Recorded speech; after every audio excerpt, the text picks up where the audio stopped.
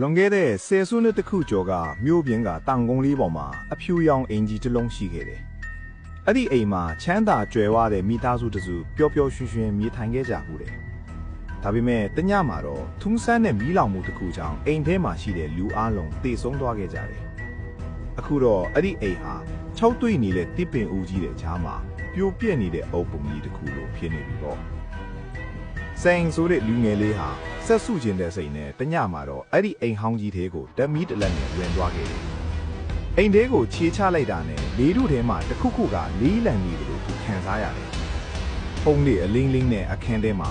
တစ်ချိန်ကခန်းနာခဲ့တဲ့သမင်းစားပွဲကြီးတစ်ခုရှိနေစေတယ်။ဆန်ကဓမီနဲ့ထိုးကြည့်လိုက်တဲ့အခါပွဲတော်တီးထားတယ်လို့ပြင်ဆင်ထားတဲ့ပန်းကွက်တစ်ယောက်ကြီးဟာပုံလေးကြားမှာဟောင်းနှွဲနေတာကိုတွေ့လိုက်ရတယ်။အဲ့ဒီအချိန်မှာပဲပဝင်းကျင်တစ်ခုလုံးရုတ်တရက်အေးဆက်သွားနှာခေါင်းထဲကိုလက်ဆက်တဲ့ဟင်းနံတစ်မျိုးဝင်လာတယ်။ပါပြန်လာပြီလား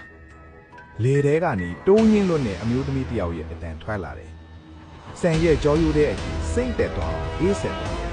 ။သူဓာမီကိုဟိုးဟိုးဒီထိုးကြည့်လိုက်ပြီးဘူးမှမရှိဘူး။ဒါပေမဲ့သမင်းစားခွဲရဲ့ထိတ်ဆုံးကထိုင်ကုန်မှာသူ့အလိုလိုဆွဲထုတ်လိုက်တယ်လို့ဂျမ်းပြင်းနဲ့ပုတ်ကိုက်မိပြီးချွီးဆိုတဲ့အတန်ရှည်ကြီးထွက်ပေါ်လာတယ်။အဲ့ဒီထိုင်ကုန်ပေါ်မှာဖြူဖြော်ပြီးမျက်လုံးတွေကတွေးစိမ်နေတဲ့အမျိုးသမီးတစ်ယောက်ဟာကလေးကစားစရာအယုတ်လေးတစ်ယောက်ကိုပွေ့ချီပြီးငိုနေတာကိုဆန်မြင်လိုက်ရတယ်။သူမရဲ့ကိုယ်ရည်တစ်ချမ်းလုံးကတော့မီးလောင်ကျွမ်းထားတယ်လို့နှက်မောင်နေခဲ့တယ်